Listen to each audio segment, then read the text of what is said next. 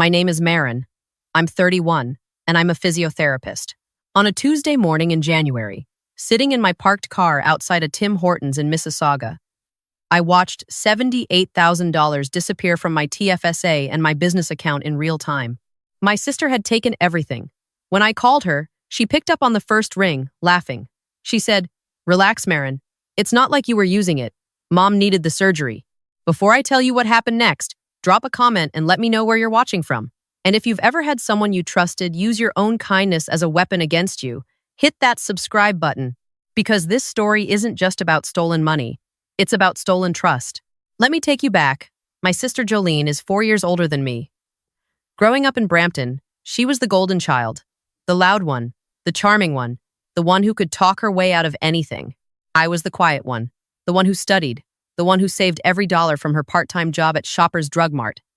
My mother, Diane, worshipped Jolene. It wasn't subtle. At Thanksgiving dinners, at Christmas mornings, in every family photo where Jolene stood in the center and I stood at the edge, it was always clear who mattered more. My earliest memory of understanding this, I was 12. I had saved $340 over an entire summer. Babysitting, lemonade stands, returning bottles. I kept it in an envelope taped inside the cover of my old biology textbook, hidden on my bookshelf. I was saving for a telescope. I'd seen one at the Canadian Tire in Heartland Town Center. A real one, not a toy. I wanted to see Saturn's rings. One afternoon I came home from school, and the envelope was gone. Just gone. The textbook was back on the shelf, but the cover was peeled open and the tape was hanging loose. I found my mother in the kitchen. She didn't even look guilty. She said Jolene needed new volleyball shoes for the provincial tournament. Good ones. And besides, you weren't going to spend that money on anything important, Maren. You're 12. What do you need a telescope for? I stood in that kitchen doorway, 12 years old, and I understood something that most people don't learn until they're adults. In this family, my work existed to fund someone else's life. I was not a daughter. I was a savings account. I left home at 17 with a duffel bag and an acceptance letter to McMaster University in Hamilton. I got into the physiotherapy program. I worked 3 jobs, nights at a call center, weekends at a retirement home, and tutoring kinesiology students between classes. I ate rice and frozen vegetables for 4 years. I didn't go home for Christmas twice because I couldn't afford the GO train ticket and I refused to ask. I graduated with honors and minimal debt because I had clawed for every single dollar. After graduation, I built my career brick by brick. I worked at a sports medicine clinic in Burlington for 3 years, learning everything I could. I took extra certifications in pelvic floor therapy and concussion rehabilitation. I saved aggressively, maxing out my TFSA every year, building an emergency fund, living in a basement apartment long after my colleagues had moved into condos along the lakeshore. By the time I was 29, I had $78,000 across my TFSA and a new business account at TD. That wasn't vacation money. That was my clinic. It was the deposit on the lease I'd just signed for a space in Oakville. It was the salary for the receptionist I'd already hired, a single mom named Priya who had cried when I offered her the job. It was the cost of the treatment tables, the ultrasound machines, the insurance, the signage. It was my entire future, compressed into numbers on a screen. I had set a hard boundary with my family 3 years earlier. After Jolene had talked me into co-signing a car loan, a brand new Hyundai Tucson she swore she'd make payments on, I ended up on the hook for $14,000 when she defaulted after 5 months. The collections calls came to my phone. My credit score cratered. It took me 2 years to dig out of that hole. That was the last time. I told my mother, I told Jolene, no more money, no more co-signing, no more just this once. Their response was predictable. I became the selfish one, the one who thought she was better than everyone, the cold daughter who wouldn't help her own family. The phone calls tapered off. Jolene stopped inviting me to her kids' birthday parties. My mother's texts became short and transactional. Happy Thanksgiving. Merry Christmas. No warmth. Just enough contact to maintain the illusion of a family. So when my mother called me in December, her voice soft and trembling, I should have known. "Maren," she said, "I'm sick. It's my hip. The doctor says I need a replacement, and the wait list through OHIP is 18 months. I can barely walk. I'm in so much pain, sweetheart. I need the surgery privately. I can't wait 18 months. Something in my chest tightened. How much? I asked. She sighed. The private clinic in Toronto quoted $28,000. But don't worry about that. I'm not asking for money. I just wanted you to know. Your sister's been wonderful. She's been driving me to appointments, helping around the house. I just wish you'd come visit. That's all I want for Christmas." It was a masterful performance. She wasn't asking for money. She was doing something far more effective. She was asking for my presence while planting the seed that Jolene was the good daughter and I was absent. Against every instinct I had, I agreed to come home for Christmas. The house in Brampton hadn't changed. Same beige carpet. Same plastic-wrapped couch in the living room that no one was allowed to sit on. Same fridge covered in Jolene's kids' drawings, but none of my accomplishments. Jolene greeted me at the door with a hug that lasted too long. She smelled like vanilla perfume and something performative. "Maren, oh my God, you look amazing. Come in, come in. Mom's been asking about you all day." The next 2 days were strange. My mother was attentive in a way she had never been. She asked about my clinic, my business plan, my lease. She asked specific questions. How much was the deposit? Who was my bank? Did I have a business line of credit? At the time, I thought she was finally interested in my life. I thought maybe the hip pain, the mortality of it, had softened her. I felt that same stupid, dangerous thing I'd felt when I was 12, staring at the empty envelope. Hope. On Christmas Eve, Jolene set the trap. She came to me in the guest room, looking panicked. Her eyes were wide, her phone in her hand. "Maren, I need your help. Mom's physiotherapy records, the ones from the clinic in Mississauga. They're on her patient portal, and the clinic is threatening to archive them if we don't download them before January 1st. I've been trying to log in, but I can't figure it out. You know this medical stuff. Can you help?" It made sense. I was a physiotherapist. Jolene was a real estate agent who could barely operate her own email, and it was for Mom's surgery. Of course I'd help.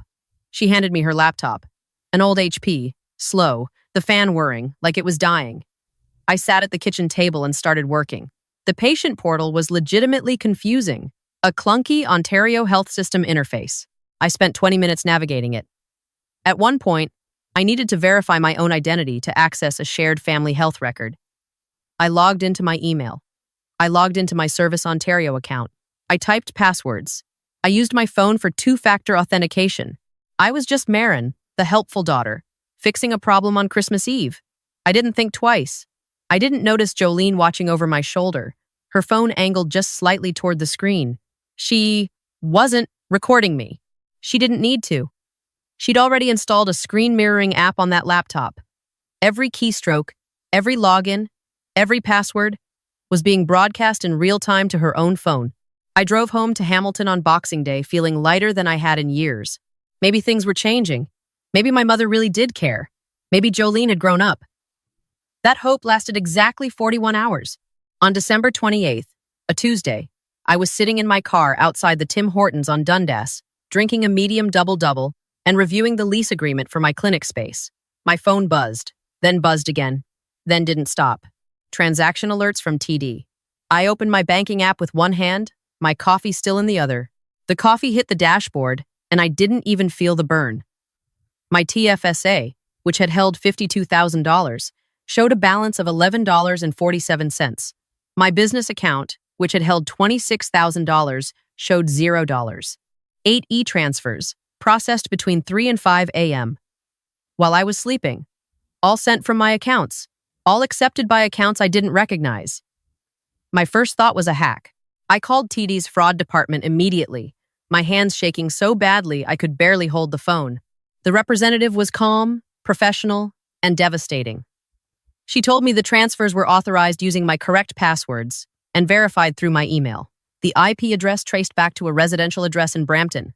She asked if I recognized it. It was my mother's house. I didn't scream. I didn't cry. I sat in that Tim Hortons parking lot with cold coffee soaking into my coat, and I felt something inside me turn to iron. The Christmas visit. The warmth. The questions about my business. My mother asking about my bank. Jolene and the laptop. The patient portal. The panic in her eyes that was too perfect, too practiced. It was all a setup. Every hug, every smile, every "I'm so proud of you." Maren was a tool. They had engineered the entire Christmas around getting access to my accounts. I made 2 calls. The first was to my cousin Nathan. He's Jolene's ex-husband. They'd divorced 2 years ago after he caught her running up $40,000 in secret credit card debt. He picked up immediately. "Nathan," I said, Did Jolene mention anything about money recently? Coming into money? Paying something off? There was a long pause. Yeah, actually, he said. She called me last week asking if I'd take the kids for an extra weekend in January. Said she and your mom were going to a private clinic in Toronto for some surgery. Said they'd finally found the money. Found the money, I repeated. She didn't find it. She stole it. She stole $78,000 from me. My second call was to my uncle, Frank, my father's brother. My father had passed away when I was 15, a heart attack on the factory floor at the Chrysler plant in Brampton. Uncle Frank was the only person in the family who had ever treated me like I mattered. He was a retired OPP officer, methodical, calm, and he had seen through Jolene since she was a teenager. He answered on the first ring. Maren, what's wrong? I told him everything. He didn't gasp. He didn't say, are you sure? He said, don't contact them. Don't text them. Don't post anything online. This is theft over $5,000, which means it's an indictable offense under the criminal code. I know a fraud investigator in Peel Regional Police. I'm calling him now. Then I'm calling a lawyer. Meet me at my place in an hour. Uncle Frank moved fast. Within 48 hours, we had filed a police report with Peel Regional, engaged a criminal lawyer named Asha who specialized in financial fraud, and TD's fraud department, now dealing with a police file number, had frozen every account connected to the e-transfers, but the damage was severe. Of the $78,000, only about $9,000 remained traceable. The rest had been withdrawn in cash, moved to prepaid Visa cards, or sent to a third account that belonged to, and this is where my blood went cold, my mother's boyfriend. His name was Gerald, a man I'd met exactly once, at Thanksgiving 2 years ago. My mother had introduced him as a friend from church. Gerald, it turned out, was a convicted fraudster. He had a record for check fraud and identity theft going back 15 years. He was the one who had taught Jolene how to set up the screen mirroring software. He was the architect. My mother and sister were the actors, and I was the mark. The text started the next day. First from my mother. You didn't call on New Year's. Is everything okay? Then from Jolene. Hey, Mom says you're ignoring her calls. What's going on? Don't be dramatic. Then, when I didn't respond, from my mother again, sharper this time. Maren, I don't know what you think happened, but Jolene told me you're upset about some bank mix-up. These things happen. You don't need to involve strangers. We're family. We can sort this out. Bank mix-up. That's what they were calling it. $78,000. My clinic, my future, Priya's job. All of it was a bank mix-up. I didn't reply to a single message. The real bomb didn't come from my lawyer. It came from Nathan. After I told him what happened, he started digging. He still had access to some of Jolene's old financial records from the divorce. What he found made my hands go numb. Jolene hadn't just stolen from me. She had been systematically stealing from their children's recipe accounts. The registered education savings plans that Nathan had been contributing to since the kids were born.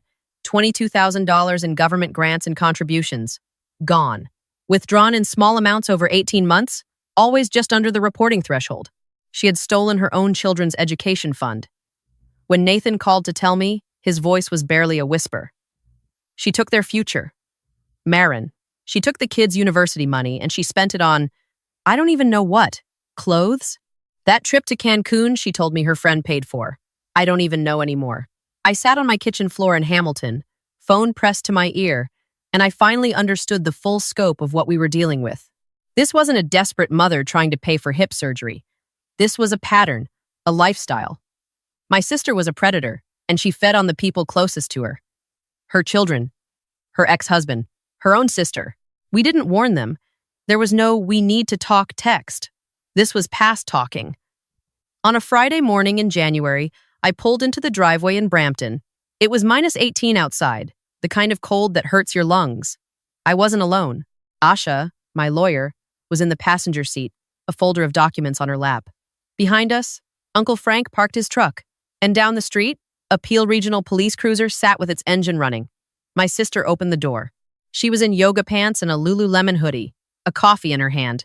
Her face went through 3 expressions in 2 seconds. Surprise, then a forced smile, then a flicker of something raw when she saw the woman beside me. Maren. Hey, who is this? This is Asha, I said, my lawyer. I didn't wait for an invitation. I stepped inside. My mother was on the couch, her bad hip propped on a pillow. Gerald was in the kitchen, leaning against the counter. The house smelled like burnt toast and lavender Febreze. My mother's face softened when she saw me. Maren, finally, where have you been? We've been worried sick. Asha set her folder on the coffee table and opened it. This isn't a family visit, she said. Her voice was level, precise, the kind of tone that leaves no room for negotiation. We're here regarding the theft of $78,000 from Miss Maren's registered and business accounts on December 28th. We have the e-transfer records, the IP traces, the screen mirroring software logs from the laptop, and a filed police report with Peel Regional. Jolene's coffee cup stopped halfway to her mouth. What? I don't know what you're talking about. Maren, what is this? My mother sat up straighter, her face arranging itself into that familiar expression of wounded innocence. This is ridiculous. You're bringing a lawyer into our home? After everything we've done for you? Uncle Frank stepped through the front door, and the air in the room changed. He stood with his arms crossed, his old OPP bearing unmistakable even in a winter coat. Gerald, my mother's boyfriend, hadn't moved from the kitchen, but I noticed his jaw tighten. He recognized what was happening faster than any of them. He knew what a police presence looked like. I turned to my sister. You installed screen mirroring software on that laptop. You watched me type every password on Christmas Eve. You drained my TFSA and my business account while I slept. And you, I looked at my mother. You set up the whole visit. The hip surgery story, the warmth, the questions about my bank. You made me feel like you finally cared about me so that Jolene could rob me. My mother's face crumbled, not with guilt, with rage. How dare you? How dare you come into my home and accuse me of this? I am your mother. That money was supposed to help me. Do you know what it's like to wait 18 months in pain? Do you know what it's like to watch your daughter have everything while you suffer? Everything I have, I said, my voice cracking for the first and only time. I built myself. You took my telescope money when I was 12. You let Jolene wreck my credit with that car loan. You have never given me a single thing except the understanding that I was on my own. And now you're telling me that I owe you for that? It was Uncle Frank who delivered the killing blow. He turned to Jolene, his face carved from stone. Does Nathan know about the RESPs? The room went silent. Gerald set his coffee down. My mother's eyes darted to Jolene. Jolene's face went white. What? What are you talking about? Her voice was barely a whisper. Nathan's been making calls, Uncle Frank said. He knows about the $22,000 you withdrew from your kids' education accounts. He's already spoken to a family lawyer. You want to tell your mother about that? Or should I? My mother's head turned slowly toward Jolene. The wounded mother act evaporated. Something real replaced it. A horrible, dawning recognition. You took the kids' resps? She said. Jolene, tell me you didn't. Jolene opened her mouth. Nothing came out. And in that silence, every lie, every performance, every I'm the good daughter moment of the last 30 years collapsed. Gerald tried to leave. He reached for his coat by the door, moving quietly. Uncle Frank blocked him with one step. The officer outside would like a word with you, Gerald. You might want to stay. The knock on the door came 30 seconds later. The legal aftermath was methodical and merciless. Asha, my lawyer, was relentless. The screen mirroring software was forensically imaged from the laptop. The e-transfer trails were documented. Gerald's involvement escalated the charges because of his prior record, and Crown Counsel pushed for the maximum. Gerald was charged with fraud over $5,000, identity theft, and possession of proceeds of crime. He took a plea deal and received 14 months in a provincial correctional facility. Jolene was charged with fraud over $5,000 and unauthorized use of a computer. Because of the RESP theft, Nathan's family lawyer also filed a separate civil suit. The court ordered Jolene to repay the full $78,000, which she obviously didn't have. The judge placed a lien on her condo in Brampton, which was eventually sold through power of sale. She received a conditional sentence, 2 years less a day, with 18 months of house arrest and mandatory financial counseling. My mother was not charged criminally. There wasn't enough direct evidence to tie her to the technical execution, but her credibility was destroyed. The court documents named her as a knowing participant. The family, the extended aunts and uncles and cousins who had always believed Jolene's version of everything, read those documents. Nobody called me the selfish daughter after that. The money came back. Not all of it. I recovered about $64,000 between the frozen accounts, the sale of Jolene's condo, and a restitution order. It wasn't the full $78,000, but it was enough. About a month after the sentencing, I received a letter. It was from Jolene, court-mandated, part of her rehabilitation program. I opened it at my kitchen table, alone, expecting nothing, and still somehow hoping for something. What I got was 4 pages of excuses dressed up as an apology. She blamed Gerald for pressuring her. She blamed our mother for putting her in an impossible position. She blamed the cost of living in the GTA, the price of daycare, the stress of being a single mom. She used the phrase, "I never meant to hurt you," 3 times. She never once used the word stole. She used borrowed, took, and once, incredibly, redirected. The letter ended with a line that I'll carry with me for the rest of my life. I hope someday you'll understand that I was just trying to keep this family together. Everything I did because I love you. She stole $78,000 from my bank account in the middle of the night on Christmas, and she called it love. I read the letter once. I folded it, put it in an envelope, wrote "closed" on the front, and filed it in my bottom drawer. That was the last communication I ever had with my sister. It's been 14 months. I'm standing in a bright, clean clinic space on Lakeshore Road in Oakville, watching the afternoon light come through the windows. The sign outside says North Point Physiotherapy, my clinic. My name is on the lease, on the insurance, on the CRA filings. I used the recovered money to fund the build-out. My landlord, who had heard about what happened, gave me 2 months free rent to help me get started. My first investor, a retired surgeon from Hamilton who had been my patient, read the court documents and doubled her contribution. She said, "If you can survive your own family, you can survive anything this business throws at you." My receptionist, Priya, is at the front desk right now, booking next week's appointments. She's been here since day 1. My Uncle Frank comes in every Thursday for his bad knee. He doesn't really need treatment anymore, but he comes anyway. He says the coffee in the waiting room is better than Tim Hortons. He's lying, but I love him for it. And my cousin Nathan, he brings the kids every second weekend. They do their homework in my back office while he gets treatment for his shoulder. Those kids are going to university. Nathan started new RESP contributions the week after the court order came through. We built something. Not the family I was born into, but the family I chose. One based on trust, not obligation. One built on honesty, not performance. We don't talk about Jolene or my mother. We don't need to. Their names belong in that sealed envelope in my bottom drawer, filed under closed. I learned the hardest lesson of my life through this, and I want to share it with you because I think a lot of you already know it but haven't given yourselves permission to act on it. Letting go of the hope that toxic people will change is the single most painful and most necessary thing you will ever do. We grow up being told that family is everything, that blood is thicker than water. But nobody tells you that some families don't bleed for you. They bleed you dry. Nobody tells you that cutting someone off isn't cruelty. It's not revenge. It's not giving up.